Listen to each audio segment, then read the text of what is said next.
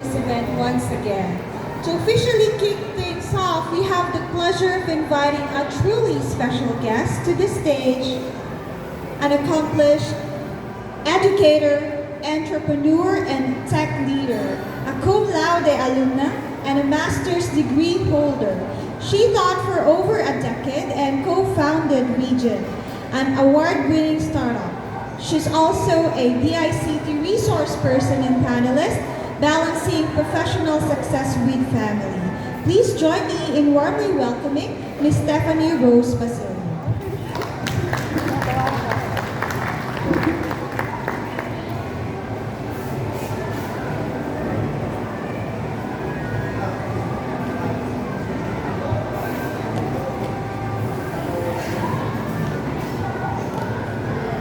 Ayan. So simulan po natin ang napakagandang araw po na ito. Again, first I would like to thank po Ms. Gina Romero, the founder of Connected Women. To Ms. Gladys Villarreal, ma'am, marami pong salamat sa inyo pong invitation. Also to Ms. Aileen Ocampo, the DTI Bataan Provincial Director, as well as our other friends from DTI. To Mr. Alfred A. Kimbeo Jr., the Mall Manager of Walter Mart Balanga. To the beautiful women on stage, Ms. Zen and my student before, Ms. Kem, the other organizers, esteemed guests, fellow entrepreneurs and aspiring business leaders, isang mapagpalang araw po sa ating lahat. I am deeply, deeply honored to stand before you today at the Invest in Yourself 2025 Turning Ideas to Business event, hosted of course by CW Bataan. Ito po ay isang patunay na tayo po ay nagkakaisa sa commitment natin na i-empower ang kababaihan at i-foster po natin ang paglago ng ekonomiya ng pinakamamahal po natin na Bataan. So to start off, ay ayaw.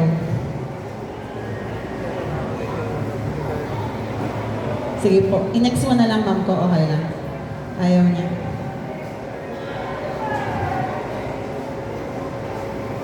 Okay lang ma'am, may na mag-next.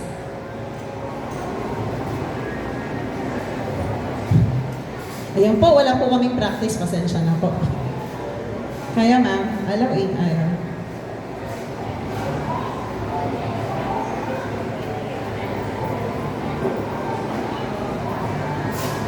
Ayan. So to start off po, I'd like to begin with a simple yet profound concept. Ano po ba yung power ng isang tanong? Okay? Before we go on sa next na slide po natin, pwede po bang pakitanong ang inyong katabi? Tulungan niyo po nga po ako. Pakitanong po ang inyong katabi, ano nga ba ulit yung pangalan mo? Pakitanong nga po. Okay. Bakit po ba yun yung pinatanong ko sa inyo? Sige nga po ma'am, next po. Kasi po, ang unang power ng question is access to information. Okay? Ma'am, next po. Kaya tayo nagtatanong kasi we want information. And in this digital age, information is at our fingertips na.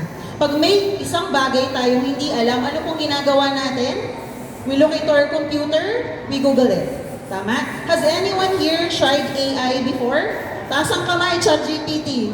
Tama? May nakapag-try na po ba ng Gemini?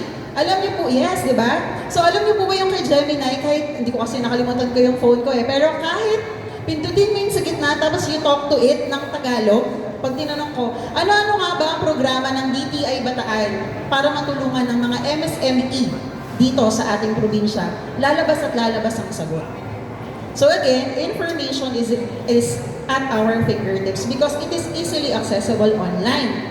But we must always remind ourselves to always check our resources.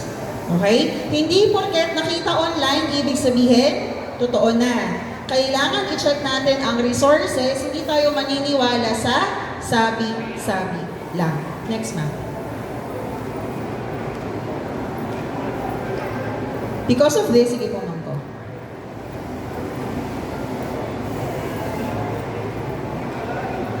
Ayan. So now is the time to ask, what is the importance of gender equality and women empowerment in economic development? Bakit ba dapat pantay or i-goal natin na magkaroon ng equality between the different genders? Sige po, ma'am ko. Gender equality is not just about fairness, hindi lang siya sa para pagkakapantay-pantay, but it also help us grow our economy. Paano pa natin mas mapapalago ang ating ekonomiya once we get that gender equality? Sige po, ma'am po. First po natin again, so lahat po na i-share ko sa inyo, meron po tayong resources. Okay? Yung first po natin is iyan po yung ating idea that empowering women leads to more robust economic growth. So this is based from the Gender Equality and Women's Empowerment Plan of 2019 to 2025 that says na dapat through GAD efforts, meron po ba nakakalam ng ibig sabihin ng GAD? Ang GAD po is GED, it means Gender and Development. So bakit ba mahalaga yung GAD po sa atin? Kasi we aim na magkaroon po ng fairness between the different genders. Now, according to UN Women, o ganun ha, pag mayroon tayong ini-state na fact, we should always have our valid resources. Philippines rank, pang ilan daw po tayo? Napantay halos ang babae at lalaki. Tayo ay pang 25. Pero pagdating sa Asia Pacific, pang ilan po tayo? Pangatlo. Now, as we can see here, ang sabi po dyan, meron tayong 78.4% ng overall gender gap close to date. Ibig sabihin, mas pantay ang pagiging babae at lalaki pagdating sa ekonomiya, edukasyon, sa health, dito sa Pilipinas compare sa ibang countries. Okay? Next ma'am. Even though may 78, sige po ma'am po. Next, even though may 78.4% po tayo, makikita natin dito sa next slide natin na napakaliit ng percentage ng labor force na ang mga kasama ay babae. Bakit po ba nangyayari to? Kasi syempre, patuloy nga po nung binanggit ni ma'am kanina, I remember this video na ang tanong is, bilang babae, what are you holding? As of now, ano po ang hawak nyo? You may say, hawak ko yung phone ko, pero you will also say, hawak ko yung emosyon ko. Hawak ko yung pinagkakabuhayan, tama ba? Pinagkakabuhayan, pinagkakakitaan ng pamilya ko. Hawak ko ang magiging growth ng mga pamangkin ko, ng parents ko, lahat ng yan. Napakadaming hawak ng babae. Since that is the case, mas maliit ang porsyento ng mga babae na nasa workforce. So malaki talaga yung gap natin. So paano natin to pwedeng ma-manage? So one thing we can do is events like this. Because of events like this, we empower women na, hindi lang ikaw ang kukuha ng trabaho, katulad ni Ma'am Lina na namin ko po kanina, ikaw mismo ang gagawa ng trabaho para sa mga ibang tao at ibang mga kababaihan. Okay? Next ma'am. Now, meron po ba nakakaalala ulit? Ano yung first power ng ating question? Access to information. Yan. Now, let's go to the second one. Wait lang, ma'am ko. Ngayon, pakitanong po sa inyong katabi. Yung totoo, okay ka ba? When was the last time na may nagtanong sa iyo nito? Once we ask this question, ano ba yung power na nakukuha natin? Ano yung gusto nating maging? Sige po, ma'am po. Next is creating connections. Tama, di ba? Kahit may kaibigan ka na ilang taon na kayong di nagkikita, pag nagkasalubong, Mars, kamusta ka na? Or even, sa kalaliman ng gabi, tahimik na ang buong bahay, biglang magte-text sa'yo yung kaibigan mo, naalala kita, friend, kamusta ka na ba? Okay ka lang ba? Because that is one great power of questions. Creating connections. Yes, ma'am. Questions also serve as bridges connecting us to mentors, to peers, and communities. Next one. Here is a great example of an event created by our Connected Women Bataan with the partnership of DTI and Walter Mart. Because of these ideas, because of these events, we are truly connected here today. Ngayon, we may ask, what are the different strategies that can overcome gender stereotypes and biases in entrepreneurship? Kasi nga po, mayroon tayong tinatawag na stereotype na, may stereotype na, pag lalaki, boss. Pero pag babae, bossy. So ayan, pag-usapan po natin yan. Sige po, ma'am. Despite the progress, gender biases remain a hurdle. Balik po ma'am ng konti. Iyon. Boss and bossy. Pag ang isang lalaki, dedicated ang buong oras niya sa trabaho, pag sinabi niya, gagawin ng mga workers niya, hindi connected ang emosyon niya sa ginagawa niya, you'll call him, he's such a good boss.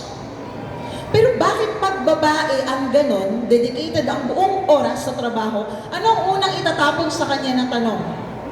Nasaan yung anak mo? Sinong nag-aalaga? Napakasungit naman yan. Ano bang klaseng leader yan? Bakit pag babae, may stereotype tayo na hindi siya good boss?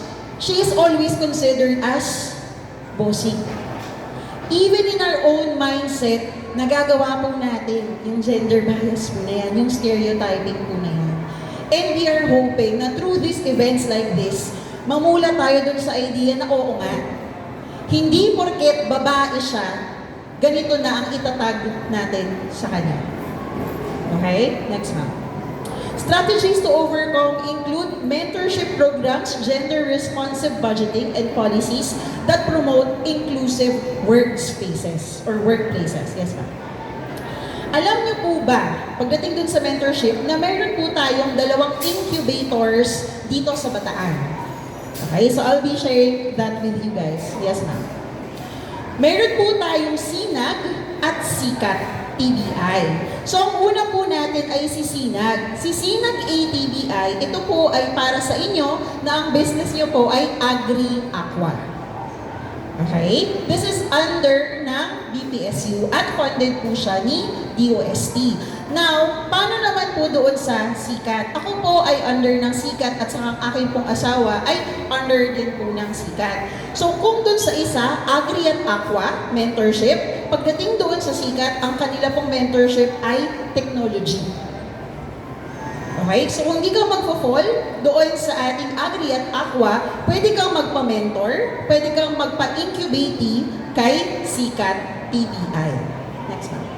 Again, they are both funded by DOST and they are under Bataan Peninsula State University. So I'll be hoping po a bit later, mamimit po natin yung si Ma'am Lizette Tapang na representative po ng Sinag TBI. So ito pong sa Sinag TBI, through our talks with Ma'am Lizette, nalaman ko po na meron po sila ngayong existing na program na women-centric. Ano pong ibig sabihin nun? May produkto po kayo na Agri-Aqua at kayo po ay women-owned or women-managed na business. Pwede po tayo makakuha ng funding at suporta under ng Department of Agriculture, Agricultural Competitiveness Enhancement Fund. So for this year, pwede po tayo mag-reach out sa kanila para po makahelp tayo na magkaroon ng funding for our business. Ma'am, anong ibig sabihin ng funding? Baka wala pa po kayo na-develop na, let's say, packaging ng material nyo. Baka as of now, idea pa lang po yung iniisip nyo, pero gusto nyo pa siyang i-improve or palawakin. So, doon po makakatulong si Sinag ATBI. Next one. Now, regarding Sikat, where I am under. So, gusto ko pong i-share sa inyo, yes ma'am. Gusto ko pong i-share sa inyo yung naging journey po namin regarding our region. So si Region po ay isang startup. Nagsimula din po siya sa isang tanong. If you know Ma'am Roneth, si Ma'am Roneth po ay ang MIS head po ng COB. Siya po ay kapatid ng aming pinakamamahal na presidente po na si Doc Ruby. So nag-initiate po si Ma'am Roneth na lumaban kami sa isang competition sa Kawayan, Isabela. Isang tanong, Ma'am Steph, pwede ka ba lumaban sa competition na to? That was, I think, April last year. And then, sabi nga ng mga samahan ko, naku, ba't kasi natin ginalingan? Kami po ang nag-iisang representative noon ng Region 3. Kaya po pala ganun ka-persistent si Ma'am Roneth na magkaroon ng representative kasi lahat ng ibang mga provinces, wala. Tayo yung nag-iisang kolelat sa buong North Luzon. Pero tinayo po talaga namin at pinaglaban ang Region 3, especially ang Bataan, kasi tayo po ang nanalo. And because of that, nanalo po kami ng 1 million grant from DOST. Also because of that, we are also invited to do a presentation under Block Dojo. So yung Block Dojo po is, sila po yung nagbibigay ng funding sa mga startup. So nangyari po ito sa Bunker. Next ma'am. Apart from that, meron pa pong pangalawa na competition kami pinagdaanan, which is the Founders Live Balanga. Ito naman po ay under po, ng member po ng CloudTech.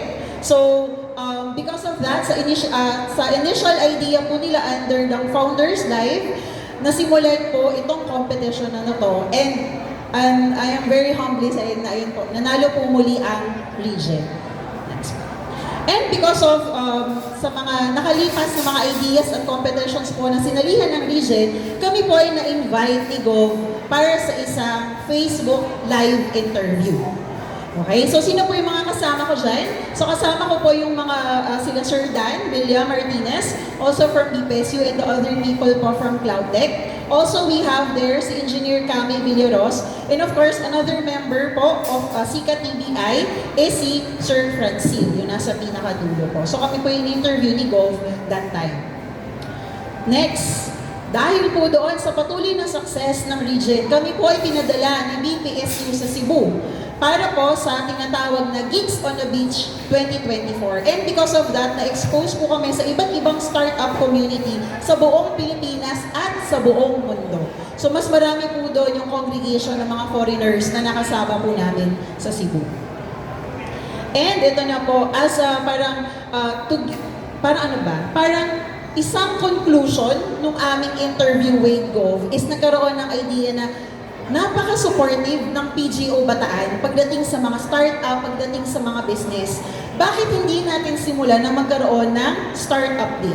So this happened po ng November last year. And of course, dito pong recently, binigyan po kami ng recognition ng BPSU under ng RISE 2024. Next, ma'am. And ito nga po, 2 weeks ago, kasama po namin sila ma'am from DTI, nagkaroon po ng event ng BizTech wherein, again, region presented with the other student na mga incubatees. So babalikan po natin, saan po nagsimula yung napakahabang journey po namin ng isang taon na ito? Isa lang po ang tanong ng Dean Mallet ko noon, Steph, pwede ka bang lumaban sa competition na to? And because of that, it has created so many opportunities, so many connections, not only for me, but also for my team. Okay, next one. Ito po ang iba't ibang incubatees po ng SICA TBI, and I do hope pag dumating na po si Ma'am Lizette a bit later, you will also be introduced sa iba't ibang incubatees naman po ng SINAG. O, balikan po natin ha. Pag-teknolohiya, SICAT or SINAG? SICAT. Okay? Kasi tech may K, SICAT. Okay? Anything na agri, aqua, SINAG. Bakit? Kasi yung SINAG, liwanag, araw, edi para sa agri, aqua. Okay po? Next po natin. Now, balikan po ulit natin, ano yung second power of a question? Creating, letter C. Creating connections. So, yun yung pangalawa natin. Now, we're moving on sa ating pangatlo. Pakitanong nga po sa inyong katabi. Open-minded ka ba? Patay na. Naranasan niyo na po ba yan? After mga musta sa Facebook, ano yung next na itatanong? Mars, pwedeng pautang. Pero if you think about it, we can also reconstruct that question with this. Paano nga ba lalago ang business ko? Paano nga ba mawawala sa lugmok, sa mahirap na buhay yung pamilya ko? And that is the third power of our question. Okay? Next, ma'am. It is harnessing opportunities.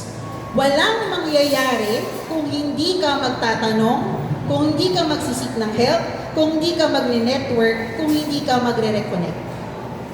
Yun yung pangatlong power ng ating question. Kailangan makapag-harness tayo ng opportunities. Paano natin nagagawa to? Anong sabi? By constantly asking if things can be better, we discover new ideas and ways to grow. Ano po ang pinaka-nakakatakot na bagay? Sabi nila, siguro bang nakakatakot yung change? Eh, di ba change is inevitable? Hindi natin pwedeng takasan ng change. For me, anong mas nakakatakot? Contentment. In a way, in this sense, okay ka na ganito ka lang. Okay na ako eh. Basta nakakain kami 3 times a day, okay na ako. Okay na yan. Basta kumita tayo ng 200 a day. Ang bili lang ng bigas, okay na yan. With that itself, you are limiting your progress, your future. Okay? Next map. Now, we may ask, ano ba yung iba't ibang unique opportunities, challenges ang pwede nating gawin pagdating sa digital business landscape? Okay? Paano ba tayo pwedeng kumita at ano may mga challenges na pwede nating ma-encounter? Sige ma'am. First is e-commerce. Naku po, may tumutunog po bang Shopee sa katabi nyo? Yan. Dumating na po ba yung package nyo, yung parcel nyo? So that is also part of our e-commerce. Okay? Si Shopee, si Lazada, yung mga nagpi-Facebook Live po natin. And also yung online entrepreneurship natin. So yun, again, I have the pleasure to know Ma'am Lina kanina and nakita ko, finalo ko po agad yung Facebook page ng kanyang products. Ang daming followers, ma'am. 2.6 thousand agad. Because of her passion sa baking. Hindi yun na-limit lang sa kapitbahay, sa kakilala. Ano nangyari? Nakakarating na siya hanggang Manila. That is because of online entrepreneurship. Bakit maganda to? Maganda to kasi kahit nasa bahay tayo, we can still do business at pwede po tayo kumita. Next ma'am. Ang isa pa po na nauuso po nitong mga nakaraang taon, especially nung pandemic, ay ang tinatawag natin na remote work. Familiar po tayo sa VA? Alam po ba yung sabihin ng VA? VA means virtual assistant. Ano po ang alam niyo na ginagawa nila? Nag-call center, tama? Nag-call center. Nag-i-edit ng mga videos. Diba? Nag-create ng mga logos. Or pwedeng sila yung parang pinaka-secretary ng isang boss or ng isang business. Yan din po isang opportunities na pwede po natin itakil. And of course, balikan ma'am ko.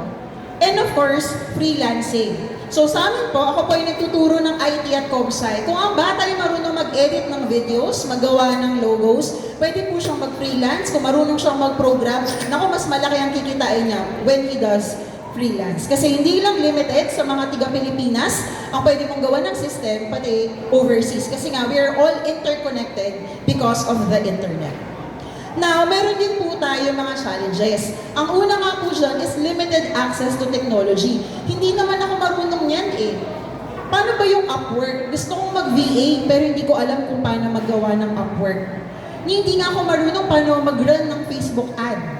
So things like that limit us kasi wala tayong access to technology. So what can we do about this? Of course, we can partner with BDI, with DICT, with DOST, with BPSU for different trainings. Diba? Para magkaroon tayo ng access sa mga information na to. And ito pa pong isa. Balikan ma'am ko. Digital literacy gaps. Nabanggit po ni Ma'am Lina kanina na yung anak niya ang gumawa ng Facebook page nila. Kasi sabi niya nga po, at her age, hindi na siya ganun ka-interested or medyo limited na yung knowledge niya because of that. Imagine mo kung meron kang naisip na idea tapos pwede mo siyang i-market online and you know how to do it. Diba? That is some of the challenges that we may encounter. Now, ang isang bagay po na ginagawa ng ITC or yung International Trade Center po natin, meron po silang pinapatupad na self-assessment tool developed by their company as well as Visa. So ano po yung ginagawa nitong self-assessment tool na ito? It elevates women's entrepreneurship in the Philippines. Okay, so even though may mga challenges tayo na nakikita po natin, there are always parts of our government, different departments, especially DTI. So makikita niyo po, funded po siya ng DTI. They are making sure na yung mga challenges na to ay mareresolve. Okay, next map. Now, we will then ask, ano ba yung inspiring stories of women who have successfully broken barriers in digital business? Before you click map, ako po ay hindi marunong mag-edit ng videos at ng pictures. Nahihirapan po ako. Pero may isang tool na ginagamit nyo rin po siguro whenever you are creating presentations. Nagsisimula sa letter C. Yes, Canva. Next mo, ma'am. Kasi po, si Canva is, women CEO siya or women co-founder po siya. So imagine mo, 5 years niyang pinitch sa investors yung idea niya up until the time na nagkaroon siya ng funding. And because of that, gano'n na ba ka-successful si Canva ngayon? O di ba dati ang sakit sa ulo, kailangan pang aralin yung Photoshop. Pero ngayon, even though limited yung ideas natin paano mag-edit, kayang-kaya na natin sa Canva. So yan yung international natin. Punta tayo sa Pilipinas next month. Now, one local natin na lady CEO is si Macy Castillo. So siya yung CEO and co-founder of EdStack. So dun sa EdStack, it is under DTI pa din, wherein ito yung, meron silang sinasabi na Tatak Pinoy Strategy Program. And because of their EdStack, yung kanila pong idea, they are helping women na ma-market yung kanilang mga products, yung kanilang mga services online. O, di nanggaling na tayo sa international. Bumaba na tayo sa Pilipinas. Bumaba na tayo ngayon sa Bataan. Ayan. So yung paglalaban ko na po at I'll be very proud to present Regen with you guys. Again, Regen po, it means rental solar generators. Okay? Yan po yung product po namin from my little startup. Next ma'am. But before ko po sana is literally i-present sa inyo yung idea about Regen, balikan po natin yung 3 powers of a question. So again, access to information. Second, creating connections. And third is harnessing opportunities. Okay? So please make sure, never limit yourself, never second guess. Always ask that question. But before we end, eto na po, I'll be presenting to you our winning pitch po nung Isabela noong April 2024. I am Stephanie from Regen, your solution to uninterrupted power. What is the backbone of our economy? It is the micro, small, and medium enterprises.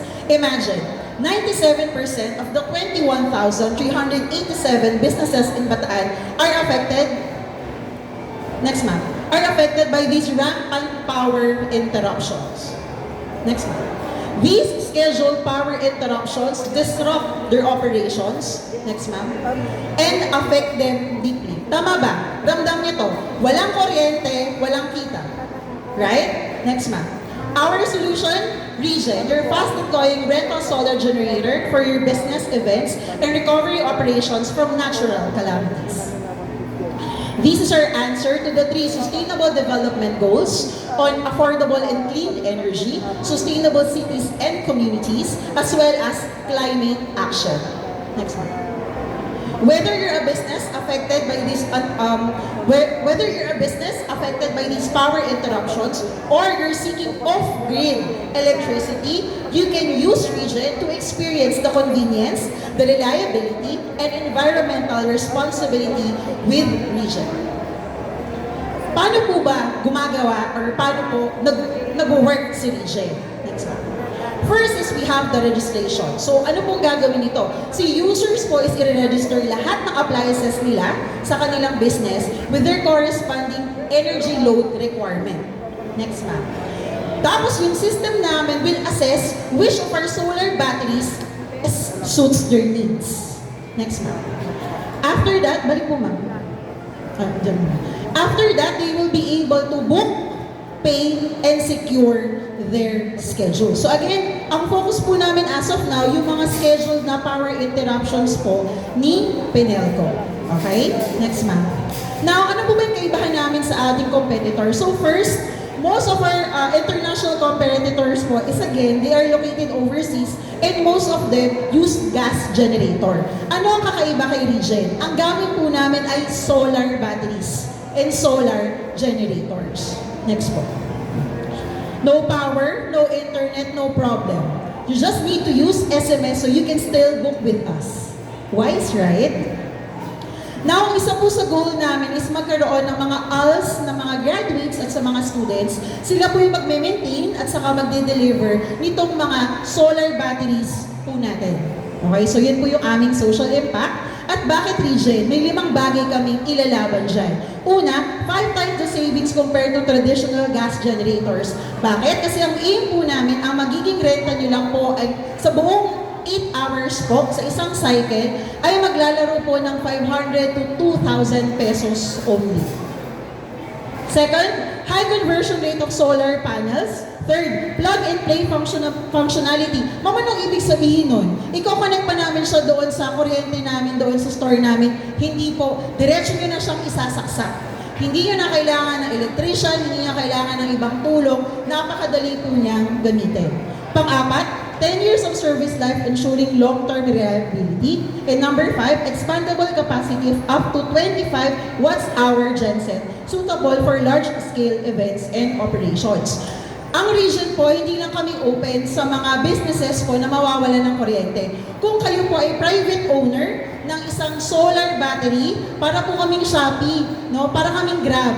Pwede nyo pong ipagamit sa ibang tao yung solar battery nyo po using our application. So, di ba? Target na namin sa mga businesses, pero kung ikaw mismo may solar battery ka sa bahay na hindi naman masyadong ginagamit, pwede mo rin siyang pagkakitaan. Next month. So, this is our team. The team first from COB, si Ma'am Renette po, si Sir Levi, at saka po si Sir Luis. And as you can see, the 6 are my team po from BPSU. Sir Brian, Ma'am Janine, Sir Fernan, Engineer Kami po, and our Dean, Dr. Maria Lolita Masangka. Next ma'am. Now, please, if you are interested to have Regen for your business, we have just secured the 1M po last Tuesday. Hinintay na lang po talaga namin yung aming cheque. We will be starting implementing Regen, especially in Balanga, this year. So if you want po, please make sure to scan, take a picture po. Nasa inyong nasa inyong left po, yung sign up po para po kayo po ay kukontakin namin pag available na po si solar generators at isa po kayo sa pinakaunang makakagamit po nito. Okay? Apart from that, you can also follow Regen po sa Facebook. If you have any questions or inquiries, you can also reach us. Again, I am Stephanie. Join us in our Regen family. Marami pong salamat. Wow, what a powerful message. Thank you so much.